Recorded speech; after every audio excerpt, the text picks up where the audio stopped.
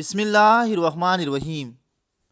हज़रत अबू सईद रज़ियल्लाहु तआला अन्हु रवायत करते हैं कि रसूलुल्लाह सल्लल्लाहु अलैहि वसल्लम ने फरमाया, अल्लाह ताला की तरफ से एक ऐलान करने वाला जन्नत में जन्नतियों को मुखातब करके ऐलान करेगा कि यहाँ तमाम के लिए सिर्फ तंदुरुस्ती है, चनाचे तुम कभी बीमार न होगे, और यहाँ तुम्हारे लिए सिर्फ ज़िंदगी ही है, चनाचे तुम कभी न मरोगे, और हमेशा के लिए ज़िंदगी है, कभी मौत न आएगी, और यहाँ तुम्हारे लिए सिर्फ जवानी और शबाब है, चनाचे तुम कभी बूढ़े न होगे, और यहाँ तुम्हारे लिए सिर्फ नियामतें और सुकून है, चनाचे अब कभी तुम्हें कोई तंगी और तकलीफ़ न होगी।